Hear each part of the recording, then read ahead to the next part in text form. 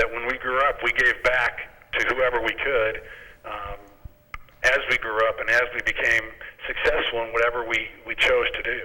And that's really transpired in my life. And I think that kids out there, parents out there, everybody should realize that being down is very temporary. It's not something, it's a season as far as I can see. Everybody has seasons in their lives. And it's like anything. The season will come and go. And don't get discouraged. That's the biggest thing that happens to people, is getting discouraged. But if you believe in yourself, you really can accomplish anything. And I truly believe that, and I'm a product of it. Put me in, Coach. I tell you, that is a speech that needs to go. That's a pregame speech, Right. Don't you think? It is. You know, I've heard pregame speeches from Paul Brown all the way up to Johnny Majors, and the fact is that when somebody motivates you with truth that you can follow a success strategy with, it's always going to work. It's going to be with you forever. And Guy, I am so excited about our new partnership and how we're going to change some things for these kids because, you know, like you and I were talking on the way over here this morning, the NCAA is changing the rules of how they're going to get in college nowadays. So they've got to have a training process prior to what they're getting in high school today. Right. Yeah. And the way I understood what Guy is saying is that it's something that Emmett Smith said a long time ago. He said, a dream is just a dream until you write it down. And once you write it down, it's a goal. And the way Guy was explaining, it's a process. Believe in yourself. Exactly. Never take your eyes off the goal. Guy, I got to tell this part, man. I know you got to go, but tell Lionel, well, tell us all about what you saw when you saw that Nike. Was it a Nike commercial or? It is. It's the Nike commercial that the Kobe system that just came out. What I saw in the commercial, this is just me speaking, guys. Right. I saw a bunch of elite people sitting down who have already made their mark in the world. Yes. And obviously I'm sure some of them have worked very hard, but it was an out-of-touch commercial. People today are struggling. People today are discouraged. And rather than looking to other people to help solve the feelings that you have inside of you, you need to be able to relate to people who are really going through the struggles of everyday life. And as you said earlier, making a plan, having a goal, making sure you stick with that goal, and willing to risk everything for that goal is super important. And I think that today's heroes, in my book, are the people who really get up every morning and grind it out and support their families and support their communities and make a difference for people. Not just watching somebody dunk a basketball or throw a football. It's more than that. And touching other people is what Power Force is about, and that's how we're going to go about marketing ourselves. I think it's a different time today than it's ever been in the world.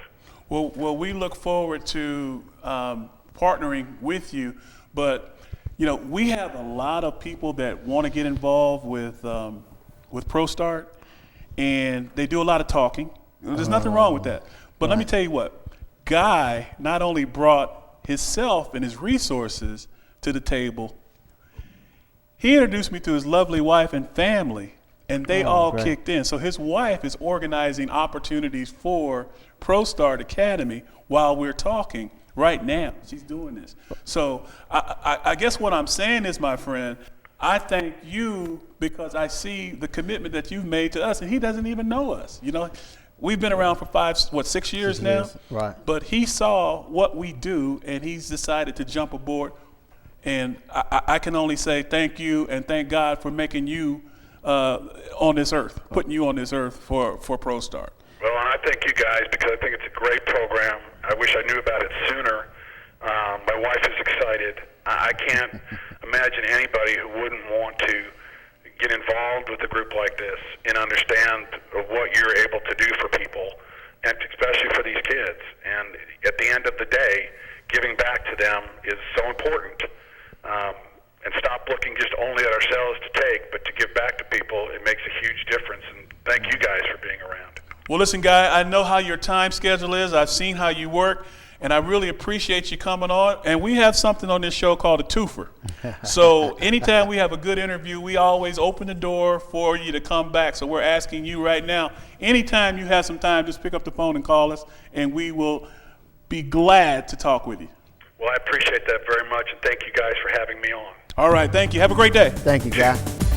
Coming up, we're going to talk about the NFL Scouting Combine.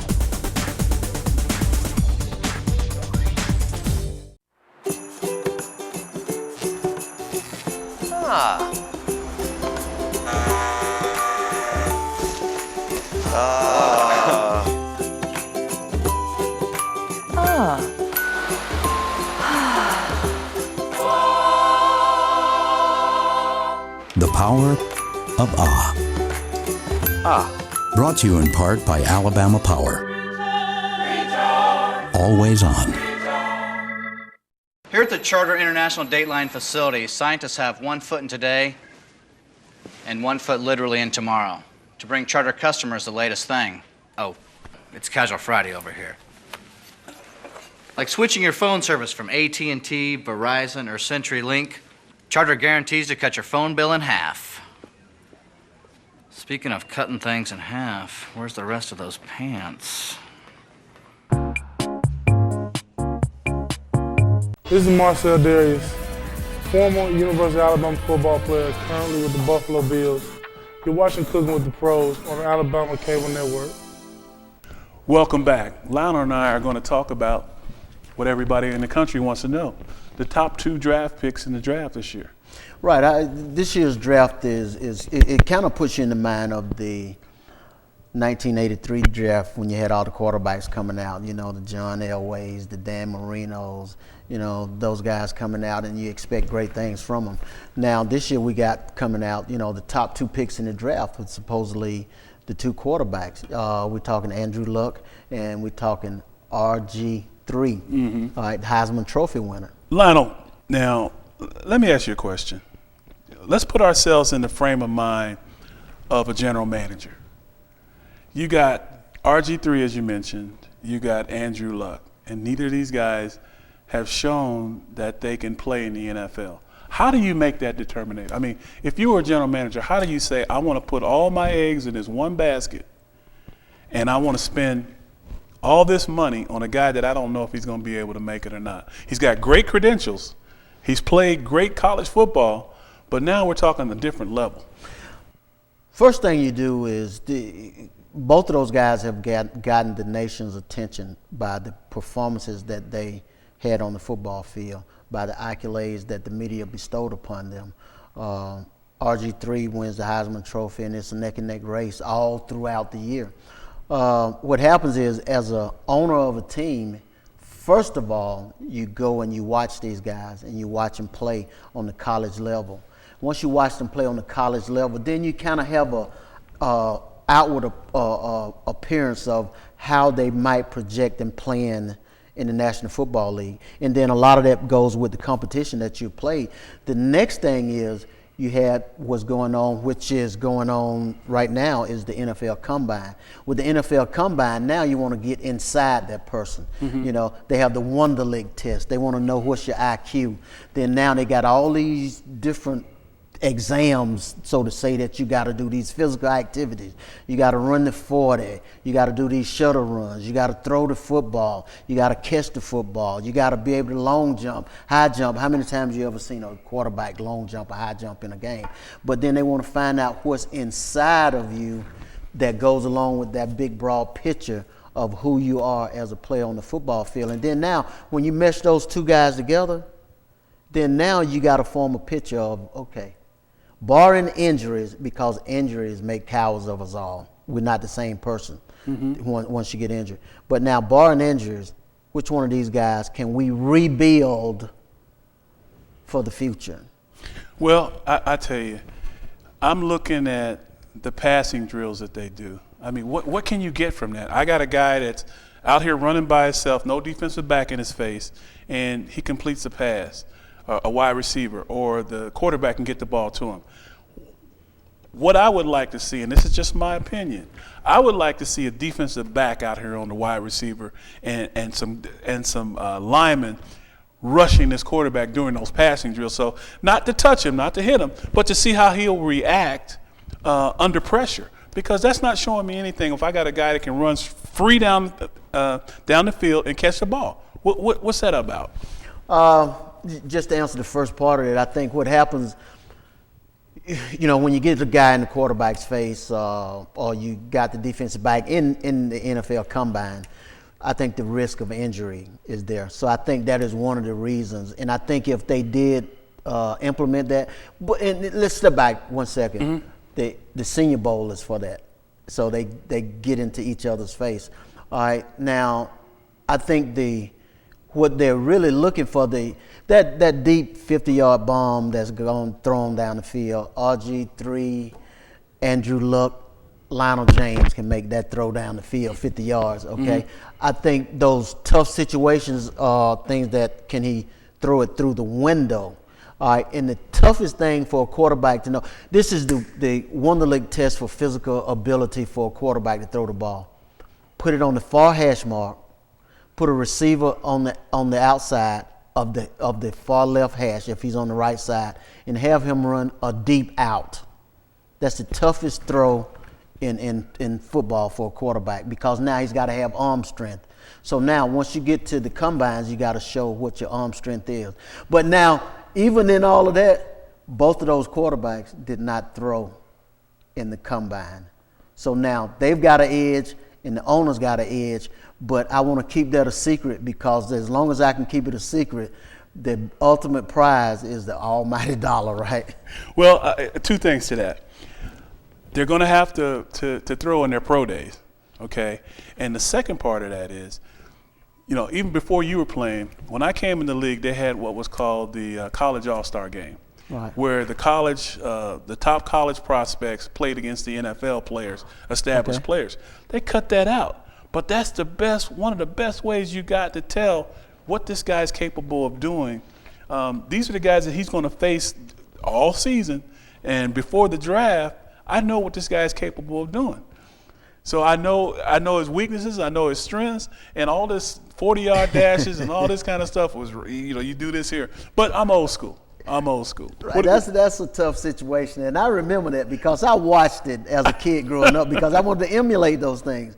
All right, what would happen if you go back to the 70s and the Steelers won the Super Bowl? Ooh. Because if I remember correctly, the college all-stars played the winning Super Bowl team. So you could have bit off more than you wanted to chew back then. But hey, back to, I think it would have showed, if I was an offensive lineman and had to get head slapped by Mean Joe Green, that would have kind of introduced me to, you don't have those, hey, rookies, welcome to the NFL thing. Hey, rookie, do you want to do this game? Well, you know what? I believe that we're going to see something special out of RG3 and hopefully out of Andrew Luck, because, if you think about Andrew Luck's career from high school to college, his dad was a pro quarterback. And the only other guys that I know that had that same type of training was the Manning brothers. So I'm looking for something special out of him. I'm not so much worried about any other aspect of his career until he gets to camp. But I think that just based on that, the training that he's got is going to position him. And if he does become the #1 draft choice, and Indianapolis does pick him up with what he's learned from his dad, what he's learned in high school, what he's learned in college, and then what he's going to learn from playing behind Peyton Manning. And yes, I did mention that. That's my opinion, that Peyton Manning is going to adjust his contract to come back and play for the Indianapolis Colts. So I want to see RG3. I want to see him go to a team that has an offensive line, because the first thing they're going to say, if he doesn't have a successful year and they don't have an offensive line, is like, oh, well, the kid is not this, he's not that. He's got to have an offensive line to be able to help the team reach their common goal, which is to win, and that's all it is. Correct. Just to add two things to that, a lot of what you just said, all right, is true, and we hope the best for both of those two guys. But the draft and where you're going affects both of them. For example, the second pick in the draft will be the Washington Redskins. All right. Oh, wait. Excuse me. The second pick in the draft will be the St. Louis Rams. All right. Who does the St. Louis Rams have right now? If Andrew Luck goes to Indianapolis, Sam Bradford is already there at St. Louis. Who is Sam Bradford? He was the #1 pick, a year ago. So now, do you draft 2 of those guys? Yeah, if you draft 2, if you want to trade one. So now, the thing is what's being put out there is that Washington would trade so that they can draft RG3. Now, if they can draft RG3, you got Mike Shanahan. Mike Shanahan, a great football coach. I'm sure he will surround this guy with a good offensive line and then get him some great teaching to step in right away. Well, I think that's going to have to happen, man. And I don't want to see another Ryan Leaf situation where a guy's thrown in there too early, not ready mentally or physically to play the game. And I think that a little, if you can play behind a Peyton Manning, if you can play behind the quarterback at St. Louis, I think it's only going to benefit these guys' career. Right. There's a difference in me coaching you if I'm your coach. There's a difference in me coaching you because now I'm writing it on the board and you getting it in your mind, but it's easy to stand there and ain't no bullets coming. Lionel, we'll see how all that plays out in April when the draft comes. Coming up, we're going to the kitchen. Chef Leroy. Okay, you ready? Surprise. Yeah! Wait for me. Come on. Yeah. Daddy? Yeah? The power of yeah. Yeah. Brought to you in part by Alabama Power. Always on.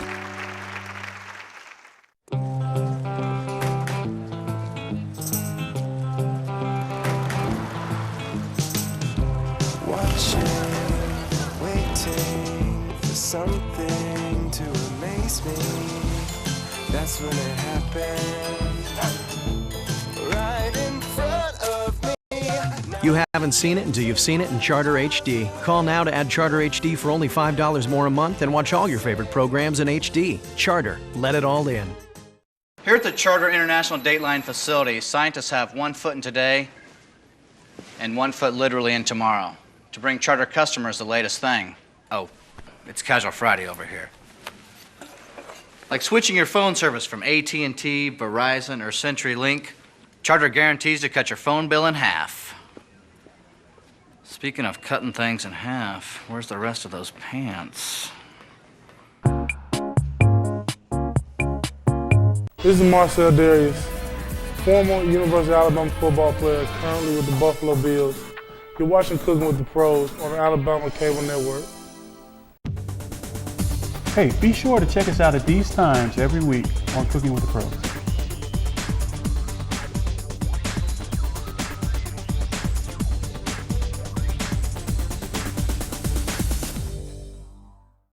And we're back with Chef Leroy. Chef, what we got today?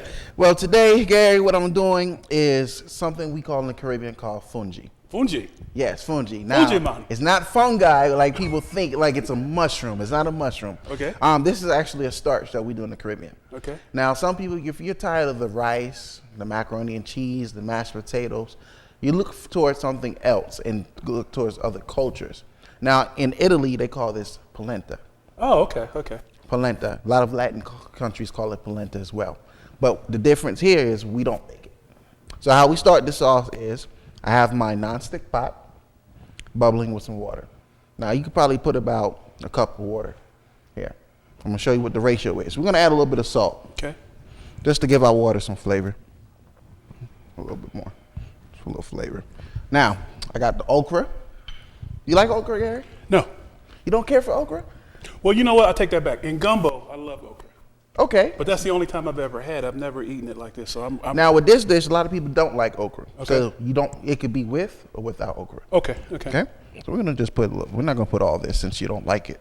I don't want you to be okra'd out by the time we're done. You know. Okie dokie. So now this is bubbling. The next famous thing you have to have is a famous wooden spoon. Okay. And you have to find the one with the hole.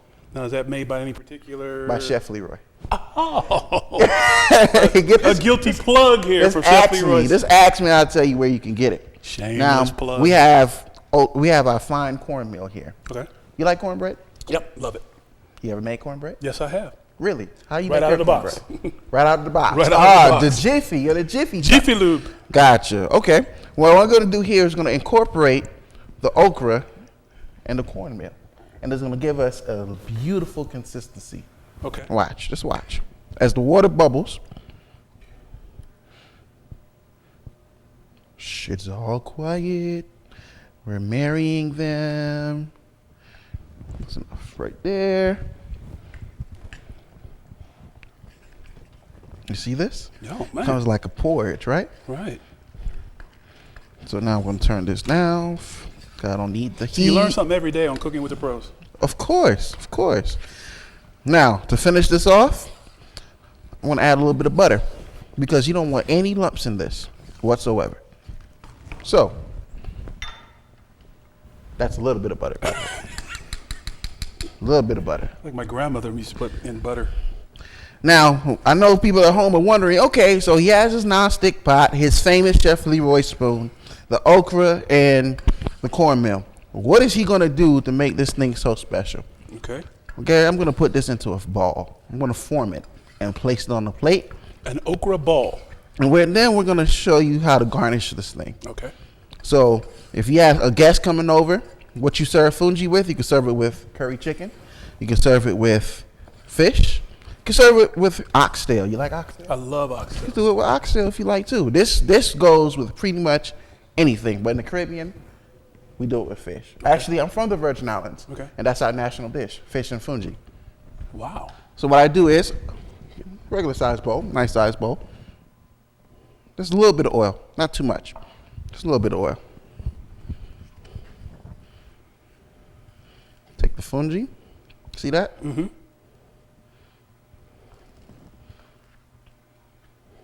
Put it in.